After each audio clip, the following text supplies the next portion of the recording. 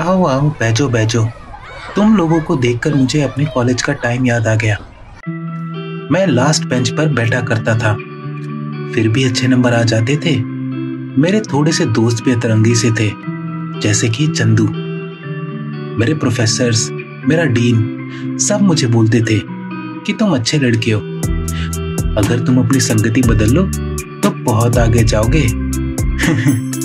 अरे काका, आगे तो गया ना, मैं पीछे बैठे बैठे और अपने दोस्तों के साथ ही आगे गया हूँ, और चंदू ही मुझे लेके गया है। उसने ही मेरी हेल्प करी इस धंधे में घुसने में। अब जैसा तुम सबको लगता है, मुझे भी वैसे ही लगता था शुरू में कि ये तो बड़ा कॉम्प्लेक्स है, इसमें तो उल्टे शुल्टे काम होते होंगे। पर जब मैंने पूरा धंधा समझा, तब समझ आया कि ये तो एक बिजनेस है, और हर बिजनेस की तरह इसमें भी कुछ रिस्क होते हैं और वैसे ही रिवॉर्ड भी होते हैं। कोई भी बिजनेस चल नहीं सकता अगर टीम स्ट्रांग ना हो, और जो प्रोसेस बने होते हैं वो ढंग से फॉलो ना हो तो। और हर बिजनेस किसी ना किसी इंडस्ट्री का पार्ट होता है जो एक स्ट्रक्चर फॉलो करता है। बाहर से तुम सबको ये लगता होगा कि ना हमारे प्रोसेस हैं और ना हमारी इंडस्ट्री में कोई स्ट्रक्चर है। अब पिछले चैप्टर में बताया था कि खेल होता तो दो लोगों में है, एक होते हैं बुकी और एक होते हैं पंटर। आज बुकी की मार्केट का स्ट्रक्चर बताता हूं। अब जो बताने जा रहा हूं, कॉपी किताब पन्ना फर्रा जहां मर्जी लिखना है लिख लो, और हमेशा याद रखना कि ये किसने सिखाया। अपनी ऑफलाइन मार्केट का स्ट्रक्चर है एक पिरामिड जैसा, और इसको लेयर्स में डिवाइड कर देते हैं। ये पूरे पिरामिड में 1 लाख से भी ज्यादा बुकीज आते हैं। सबसे ऊपर होता है सिंडिकेट। अब 2007 से 11 के टाइम पर बहुत कम सिंडिकेट्स थे। तुम अपने हाथ की उंगलियों पर गिन सकते हो, बस इतने ही सिंडिकेट थे इंडिया में। सिंडिकेट डिसाइड करते हैं भाव, और वो भी मैच से पहले, और उसी को यूज करके उनसे जुड़े बुकीज बेट लेना चालू करते हैं। भाव लाइन कैसे काम करती है ये डिटेल में आगे के चैप्टर्स में बताऊंगा। फिर आते हैं टियर 1 बुकी। ये बड़ी बेट लेते हैं। इनके कस्टमर्स कम होते हैं पर बहुत ऑथेंटिक होते हैं, और बड़े लोग भी होते हैं। ये अपनी पेमेंट टाइम से कर देते हैं, और टाइम से ही पेमेंट वापस भी चाहिए। उसके बाद आता है टियर 2 बुकी। कम से कम 50,000 बुकी आते हैं टियर 2 में। ये डायरेक्ट डील करते हैं कस्टमर या पंटर से। ये लोग थोड़ी छोटी बेट लेते हैं टियर 1 बुकी से। और फिर आते हैं टियर 3 बुकी।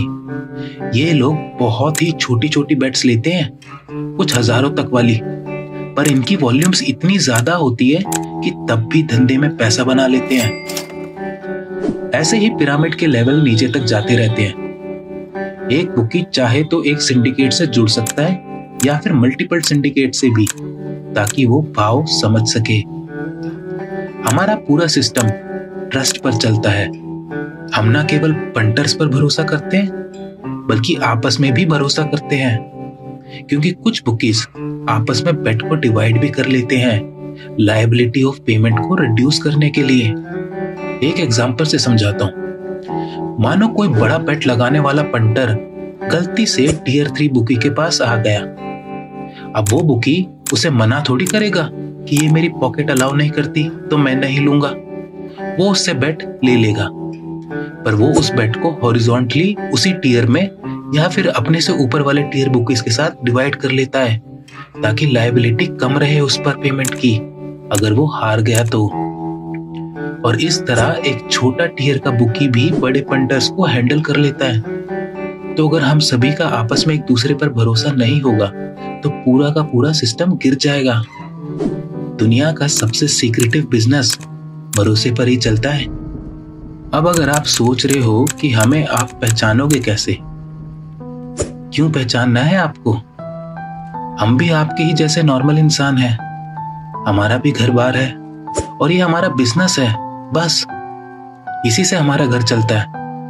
और हमारे और भी छोटे मोटे बिजनेस होते हैं, जैसे रियल एस्टेट में, या फिर मोबाइल ठीक करने की दुकान, या फिर पनवाड़ी या आटा चक्की की दुकान, और पता नहीं ढेर सारे कितने सारे बिजनेस। आप हमें ऐसे अलग से पहचान नहीं सकते, क्योंकि हम आपके ही जैसे एक आम इंसान हैं। जैसे लाखों की भीड़ में आप एक चेहरा हो, वैसे ही उस भीड़ में हम भी एक गुमनाम चेहरा है। उन्हीं गुमनाम चेहरों में से एक की कहानी है द गेम ऑफ चॉइसेस, जो आपको रूबरू करवाएगी उनमें से एक के जीवन से। ये सब जो आपको सिखा रहा हूं, ये सब कुछ डिटेल में आप एक्सपीरियंस करोगे इस कहानी में। तो आज अपनी मार्केट का स्ट्रक्चर सिखा दिया। ये फैला हुआ है एक फूड चेन जैसे, और सब कुछ बहुत स्ट्रक्चर्ड तरीके से काम करता है। फूड चेन से तो मुझे याद आ गया बर्गर के ठेले। अगर तुम उसे बर्गर की जगह बर्गर बोलते हो, तो फिर तुमने मंगल बाजार, बुद्ध बाजार में लगे ठेले, जहां वो टिक्की और बन ब्रेड को तलकर एकदम क्रिस्पी बनाकर बड़े दिल से जो खिलाता है ना, वो तुमने खाया नहीं है। तुमने बड़े बड़े फ्रेंचाइजी में जाकर ठंडे गरम मियो मस्टर्ड फलाना ढिमकाना डालकर जो मिला उसी को खा के गुजारा कर लिया होगा। मैंने हर शहर में जा जाकर वहां के फेमस चाट और डिशेस खाई हैं, और जो मजा अपने देसी खाने में है वो इन फ्रेंचाइजी में नहीं होता। जैसे हम बिजनेस कर रहे हैं, वो ठेले वाला भी अपना बिजनेस कर रहा है और स्वादिष्ट खाना दे रहा है। आज की अटेंडेंस उनको सपोर्ट करने वालों को दी जाएगी। चलो लिखो नीचे बर्गर।